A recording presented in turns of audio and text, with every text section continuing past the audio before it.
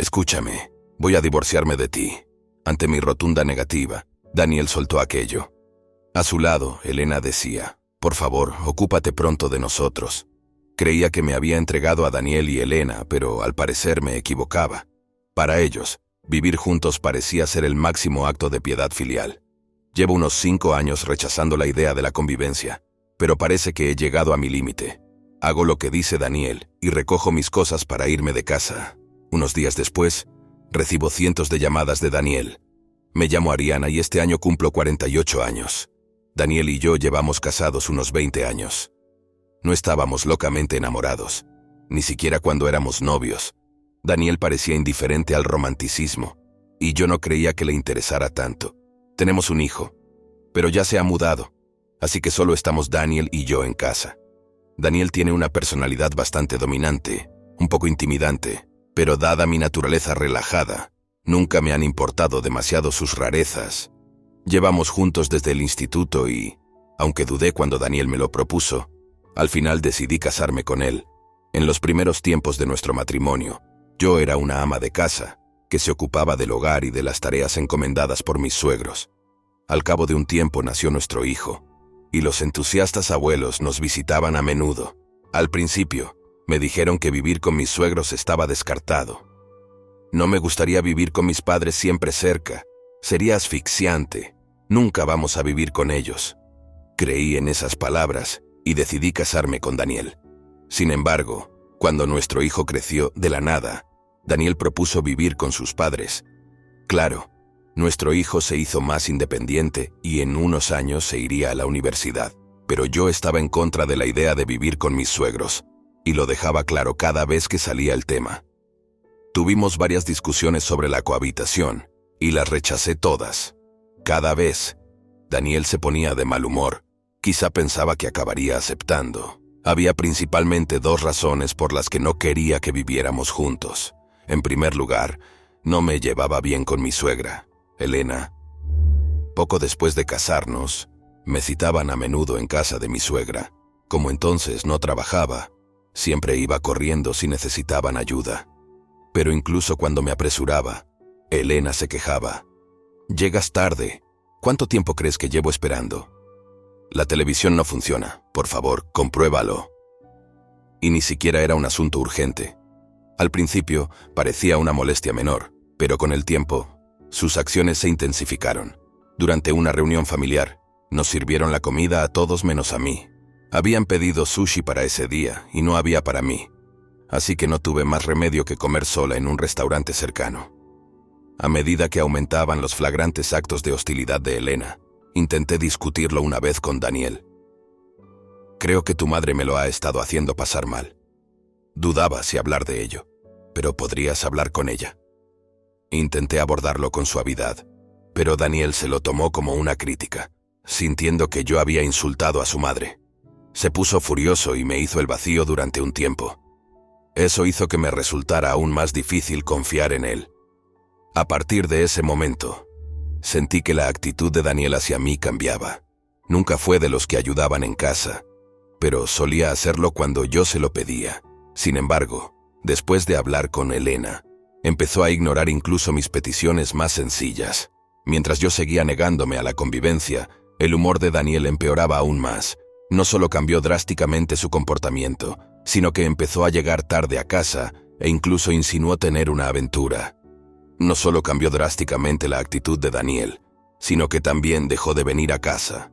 Es más, incluso empezó a hacer comentarios que insinuaban una infidelidad. «Esta noche salgo de copas con una chica, así que llegaré tarde», decía Daniel, que volvía a casa al día siguiente por la tarde. Esto duró unos 4 años. Aunque el amor disminuya, nadie puede soportar que su cónyuge le trate así. Llegué a estar tan agotada que hasta mis hijos empezaron a preocuparse por mí. Mis amigos también empezaron a decirme, «Pareces delgada, es decir, más agotada. Deberías comer bien y descansar un poco». Aunque sabía que tenía que hacer algo, no me atrevía. Fue entonces cuando una amiga me hizo una oferta de trabajo en su floristería. Una de mis amigas era la dueña de la tienda y tenía una vacante. Pensó que podría levantarme el ánimo. Cuando les conté a Daniel y Elena lo de mi nuevo trabajo, Comentaron casualmente. Es bueno que trabajes, necesitamos mantenernos. Es cierto, podríamos vivir con el sueldo de Daniel, pero me siento mejor sabiendo que Ariana tiene ingresos. Elena intervino. Por supuesto, pienso contribuir a los gastos de la casa. Como vivía con Daniel, eso no significa que lo haga por Daniel o por Elena. Trabajar en la floristería me levantó el ánimo y la gente empezó a decir que parecía más feliz. Cuando era ama de casa, me sentía deprimida por tener que lidiar con Daniel y Elena todo el tiempo. Sin embargo, al relacionarme con la gente de la floristería, me di cuenta de lo mucho que me gustaba trabajar. Esta nueva felicidad me hacía tener menos ganas de volver a casa. A menudo le mentía a Daniel diciéndole que trabajaba hasta tarde para evitar verle o salir a cenar con los amigos. Esto duró aproximadamente un año. Unos 5 años después de que empezáramos a hablar de vivir juntos, Daniel me llamó para hablar. Empezó a señalar que yo pasaba mucho tiempo fuera. Mis hábitos de gasto se habían vuelto imprudentes desde que empecé a trabajar y ya no hacía las tareas domésticas. Luego afirmó que alguien tan perezoso como yo no era necesario en la casa.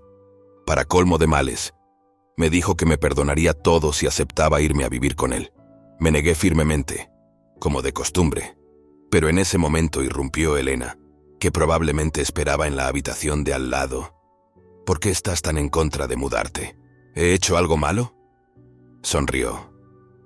Daniel la defendió, diciendo que Elena no había hecho nada y que solo se trataba de mi mala actitud. Reiteré mi decisión de no mudarme con ellos, pero parecía que no habían captado el mensaje. Daniel amenazó. Será mejor que empieces a escuchar o pediré el divorcio.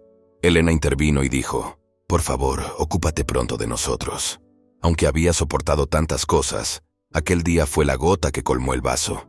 Aunque de momento mantuve la calma, al día siguiente decidí recoger mis cosas y salir de casa. Esperé hasta estar segura de que Daniel estaba en el trabajo para hacer mi mudanza. No podía llevármelo todo, así que empaqué solo lo imprescindible. Contemplando a dónde ir, me di cuenta de que mi única opción era recurrir a mis padres. Cuando les llamé, estuvieron encantados de venir a recogerme. Sinceramente, pensé que mi madre se enfadaría, ya que antes me había instado a casarme. Sin embargo, después de explicarle la situación, me dijo que volviera. Unas horas después de la llamada, mis padres llegaron en una furgoneta grande. Al parecer, habían alquilado un vehículo grande solo para esto. Sintiéndome querida, decidí sacar todas mis pertenencias esa noche. Recibí una llamada de Daniel, que probablemente había terminado de trabajar. Oye, me he dado cuenta de que tus cosas no están en casa. No estarás pensando en divorciarte, ¿verdad? Me dijo. Le hice saber que eso era exactamente lo que estaba planeando. Le señalé que sobre la mesa había una tarjeta de visita de un abogado especializado en divorcios y le dije que, a partir de ese momento, se comunicara con él. Daniel se puso furioso. ¿Dónde estás ahora? Vuelve, te daré una lección. Empezó a gritar amenazante. Nunca había sufrido violencia física por parte de Daniel, pero esta vez sería mejor no hablar con él directamente. Sorprendido por la mención de un abogado, Daniel vaciló un momento, pero enseguida volvió a insultarme. Podía oír a Elena de fondo gritando, «Olvídate de ella. Encontraré a alguien aún mejor para ti si te divorcias. Ahora puedes elegir entre un montón de chicas». Elena probablemente no sabe lo que le va a pasar a Daniel a continuación. Sin embargo, si acepta el divorcio de cualquier forma, me conviene. Daniel empezó a escuchar las palabras de Elena y parecía inclinarse por la idea del divorcio. Y entonces dijo, ¿estás segura de que quieres divorciarte de mí? No vas a encontrar a otro buen hombre como yo a corto plazo. Y colgó el teléfono. Después de eso, no hubo ningún contacto de Daniel ni de Elena, y disfruté de un momento de paz en casa de mis padres. La floristería donde trabajo está regentada por una amiga y, gracias a su consideración, me permitieron tomarme un tiempo libre en casa de mis padres. Disfruté de las comidas caseras de mi madre y tomé una copa por la noche con mi padre, olvidando los malos rollos. Sin embargo, supongo que Daniel recibió una llamada del abogado porque empezó a llamarme enfadado otra vez. Le dije que se comunicara a través del abogado, pero no me hizo caso. La razón por la que Daniel seguía poniéndose en contacto conmigo estaba clara. Había reunido pruebas que me serían beneficiosas durante el divorcio. Durante mucho tiempo, Daniel insinuó a menudo que me engañaba. Al principio me sorprendió, pero tenía la sensación de que algún día nos divorciaríamos. Así que grabé las conversaciones por si acaso. En realidad no me engañaba, pero era cierto que había salido a cenar con otra mujer. Esto fue confirmado por un investigador privado local. Con esta información por sí sola no bastaba para afirmar que me había engañado, pero como tenía sus declaraciones grabadas, podía presentarlas como prueba de su aventura. Daniel estaba furioso y no paraba de llamarme. Yo ya no necesitaba estar en contacto con Daniel, pero no podía evitar preguntarme cómo reaccionaría. Así que contesté al teléfono. Lo primero que soltó fue: ¿qué demonios es esto? No te he engañado. ¿Dónde están las pruebas? ¿Esto es un invento? ¿Ves qué mierda? ¿Disfrutas manchando mi reputación y quieres reclamar una indemnización por el estrés emocional que supuestamente te he causado? En todo caso, debería ser yo quien lo pidiera. Gritaba a pleno pulmón. Era tan alto que su voz se distorsionaba y no podía oír algunas partes. Dado lo agresivo que era Daniel, esperaba que se mostrara reacio al divorcio.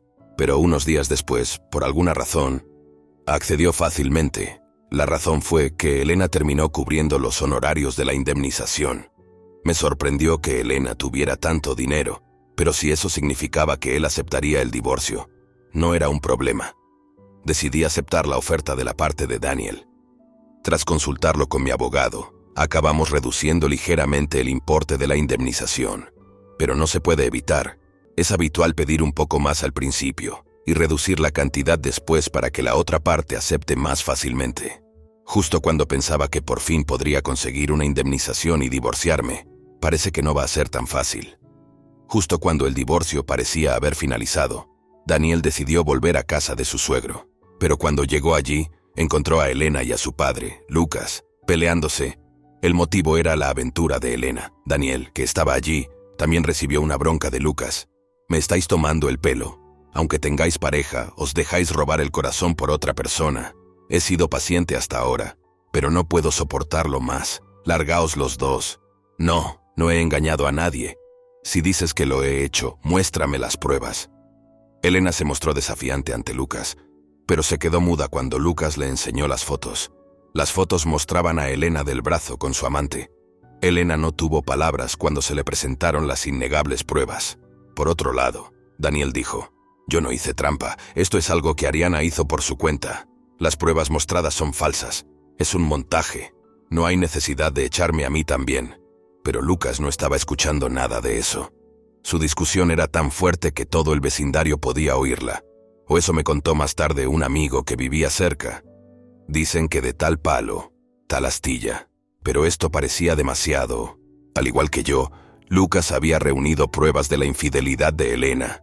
A diferencia de Daniel, Elena realmente engañaba. Ella había estado engañando durante unos 5 años, y Lucas se había dado cuenta hacía un tiempo. Una vez que se dio cuenta, contrató a un investigador privado y reunió pruebas de su infidelidad. Lucas no solo tenía fotos de Elena engañando, sino que también tenía correos electrónicos con contenido que sugería una aventura. Elena no era buena con los teléfonos inteligentes y no había establecido una contraseña, por lo que fue posible reunir los correos electrónicos como prueba. Dadas nuestras situaciones similares, tuve la oportunidad de hablar con Lucas. Fue entonces cuando me enseñó las fotos que utilizó como prueba. Las fotos que recibí del investigador privado eran bastante claras y mostraban pruebas de engaño. Estar abrazados no es prueba suficiente, pero el contenido de los mensajes mostraba claramente la infidelidad. Por mi propia experiencia, entiendo lo importantes que son las pruebas. Mi abogado llegó a decir: tener pruebas te coloca en una posición mucho mejor. En el caso de Ariana, hay grabaciones, así que aunque no hubiera engaño real, demuestra que la relación conyugal se ha roto gravemente. Definitivamente puedes conseguir el divorcio. La diferencia entre Lucas y yo era si nos planteábamos el divorcio. Cuando reuní suficientes pruebas, ya estaba preparada para la posibilidad del divorcio. Sin embargo, incluso después de que Lucas encontrara pruebas de infidelidad, continuó con su vida matrimonial. Decía que continuaba con el matrimonio por el profundo vínculo que se había formado a lo largo de los años que habían pasado juntos. Después del divorcio, cuando Lucas me contó esto, me recordó cómo me sentía yo. Cuando pasas años con alguien, llega un momento en que te das cuenta de que estáis juntos más por costumbre que por amor. Si ambas partes se comunican bien durante esos momentos, probablemente no sea un problema. En realidad, las parejas que llevan años juntas o los matrimonios que llevan décadas juntos se comunican bien. Y yo simplemente elegí a las parejas equivocadas y no pude gestionar eso.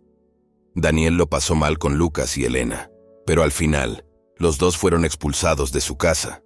Al no tener a dónde ir, acabaron a regañadientes en un piso de alquiler mensual. Al parecer, Daniel y Elena eran bastante parecidos. A menudo gastaban de forma imprudente en tiendas y compraban artículos de marca innecesarios. Por eso apenas tenían ahorros cuando los desahuciaron. Supe de su falta de ahorros porque me rogaron que les prestara dinero para el alquiler mensual del apartamento. Yo ya me había divorciado de Daniel y no había recibido ninguna pensión alimenticia de él, así que no le presté dinero. Así que sí podían permitirse un apartamento mensual. Debían de haber pedido dinero prestado a familiares o conocidos. Sin embargo, los apartamentos mensuales tienen contratos de mes a mes, así que tendrán que marcharse al cabo de un mes. Ahora mismo, la gente mantiene las distancias con Daniel. La razón es que yo le conté a todo el mundo lo que hizo Daniel. Daniel y yo salíamos desde la universidad, así que teníamos muchos amigos en común. Casualmente, poco después de divorciarnos, me invitaron a una reunión. En la reunión, se pusieron al día las vidas de todos, y me preguntaron qué estaba haciendo ahora y cómo estaban las cosas con Daniel. No me parecía bien mentir y no tenía nada que ocultar, así que conté con sinceridad todo lo que habían hecho Daniel y Elena. Algunos compañeros de clase habían prestado dinero a Daniel y estaban enfadados por la forma en que se dirigía a ellos. Ese tío siempre tiene una excusa para no devolver el dinero. Le presté 1000 pavos pensando en nuestra vieja amistad. Supongo que tendré que amortizarlo. Pero nunca imaginé que le haría algo tan terrible a Ariana. Ojalá hubiera confiado en nosotros, dijo uno poniéndose también de mi parte. Desde entonces, mi interacción con los amigos ha aumentado. Y Daniel ha perdido la suya. Al no tener a nadie a quien pedirle prestado, Daniel empezó a visitar supermercados a altas horas de la noche, en busca de comidas precocinadas a mitad de precio. Lo sé porque me lo encontré en un supermercado justo antes de cerrar. Daniel iba y venía por la sección de charcutería, esperando a que pusieran las pegatinas de mitad de precio. Finalmente, cuando pusieron las pegatinas de mitad de precio en las comidas, Daniel se dirigió a la caja, pero parecía que no tenía suficiente dinero incluso con el descuento. ¿No puedes descontar unos céntimos? No pasa nada si la cajera no puede ser flexible. Voy a quejarme, gritó y salió furioso de la tienda. No quería tropezarme con él, así que esperé un rato antes de salir, pero incluso después de 30 minutos, Daniel seguía fuera del supermercado. Había alguien discutiendo con él. ¿Por qué no pudiste comprarlo? Es extraño, me muero de hambre y hoy no he comido nada. Haz algo y compra comida. La persona que discutía con Daniel era Elena. Por su conversación, parecía que aquel día les costaba incluso comer. Intentando pasar desapercibida, me calé más el sombrero y salí del supermercado. Tras finalizar mi divorcio con Daniel, decidí reincorporarme al mundo laboral. Me sorprendí mucho cuando encontré una empresa dispuesta a contratarme a mi edad. Me propuse trabajar duro para devolver algo a esta empresa. Siempre había pensado que no estaba hecho para el trabajo, pero a medida que me enfrentaba a los retos, empecé a recibir comentarios positivos. La mayoría de mis jefes en el departamento son más jóvenes que yo, pero gracias a su exhaustiva formación, puedo ver cómo crecen mis habilidades. Al principio era un simple contratista, pero hace poco me propusieron trabajar a jornada completa, con un puesto a tiempo completo. Habrá más oportunidades y retos, y naturalmente ganaré más dinero. Llevo ahorrando desde que era soltera, lo suficiente para comprarme una casa. Ahora que me he divorciado de Daniel, no pienso volver a casarme, así que decidí comprar un piso cuando conseguí el ascenso. En el pasado, me topé con Daniel y Helena en un Walmart local, así que parte de mi motivo para mudarme era evitar encontrármelos. Si vivimos en la misma zona, puede que nos volvamos a encontrar. De momento, Daniel no ha intentado reconciliarse ni me ha pedido dinero, pero nunca se sabe. Amigos y familiares me aconsejaron que me mudara lo más lejos posible. El nuevo lugar está un poco lejos del trabajo, pero está bien comunicado, así que puedo ir fácilmente de compras al centro. El piso es perfecto para una persona soltera como yo. No es demasiado grande, pero sí lo bastante espacioso. Ahora tendré que trabajar aún más para pagar la hipoteca. Pero después de vivir allí unos 6 meses, empecé a sentirme un poco solo. No pienso volver a casarme y es demasiado pequeño para tener compañeros de piso. Justo cuando estaba pensando en esto, encontré un gatito callejero fuera de mi apartamento. Decidí vigilarlo un rato, pensando que su madre podría aparecer. Pensé que la gata madre aparecería y se llevaría al gatito en algún momento, pero al día siguiente, el gatito seguía en el mismo lugar fuera de mi edificio de apartamentos, llorando igual que el día anterior. Con la llegada del invierno, no podía soportar la idea de que se congelara fuera, así que tras consultarlo con el administrador de mi edificio, decidí adoptarlo. El edificio admite animales de compañía y, mientras me ocupe de él, no hay problema. Esta gatita juguetona corre hacia mí en cuanto llego a casa. No es exigente con la comida y suele acurrucarse en mi cama durante las mañanas frías. Antes no me gustaban mucho los gatos, pero ahora no puedo imaginarme la vida sin ella. Incluso enseño sus fotos en el trabajo y siempre me dicen que es la más mona. Dicen que mi hija es la más mona. Y extrañamente estoy de acuerdo. Tengo algunos amigos que también tienen gatos, así que me tranquiliza saber que puedo pedirles consejo. Estos días, estoy deseando llegar a casa y encontrarme con el gato que me espera.